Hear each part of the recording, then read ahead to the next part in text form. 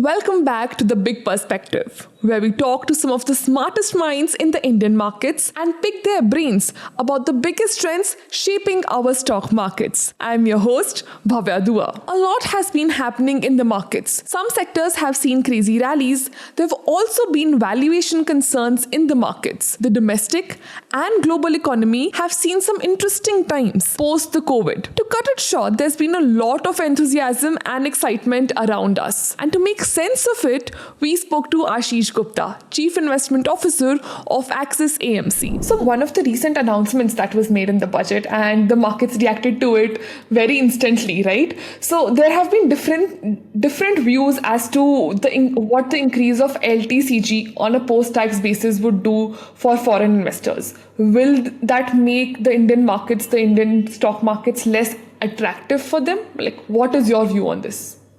I think the answer simply is yes, and both the increase in STCG and LTCG will change the relative return expectation for the investors. I think for domestic investors, probably the asset allocation does not change as much because there is still a large gap between the rate on capital gains and the marginal tax rate. But for foreign investors, it does certainly bring down the relative attractiveness in India. But that is something that the government seems fine with. The fact is that even in the years 2020, 2021, when foreign investors actually sold a significant part of their holding in India. And as I said, that was not to do with what was happening in India, what was happening with rates globally. The markets did well. There was enough domestic pool of capital. So I think these decisions have been taken with the cognizance that domestic pools of capital are now large and sufficient. And therefore, even if there is kind of moderation in foreign flows, the markets can hold their own. So when we talk about China plus one, replacing China won't be that easy. Two, is Vietnam not a really big competitor when we talk about China plus one?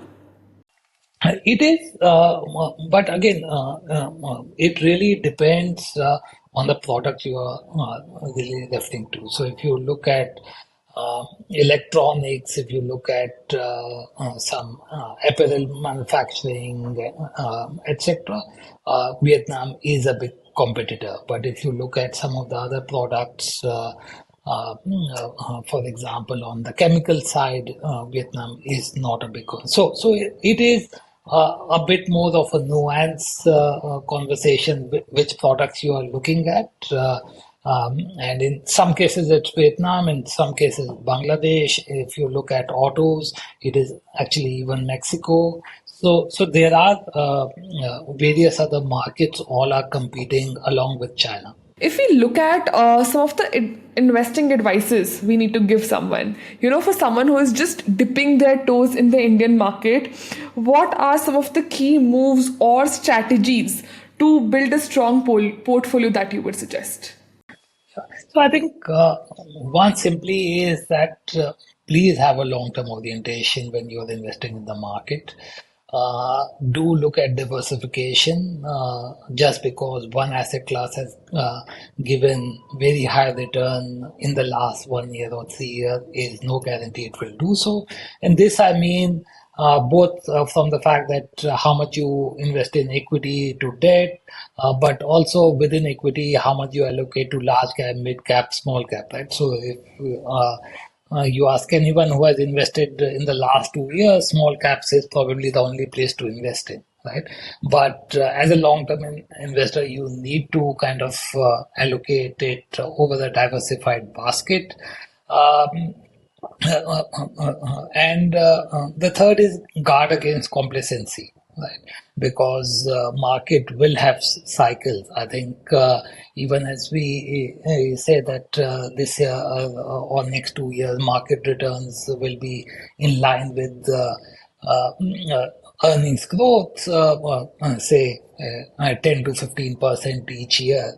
It does not mean that each year it will give you that return, right? It might be -5 this year, then +20 next year, or plus 15 this year, then -5 next year, right? So I think when we are talking about this compounded annual growth rate, it's over a long period of time. Year on year, it will not give you a steady return.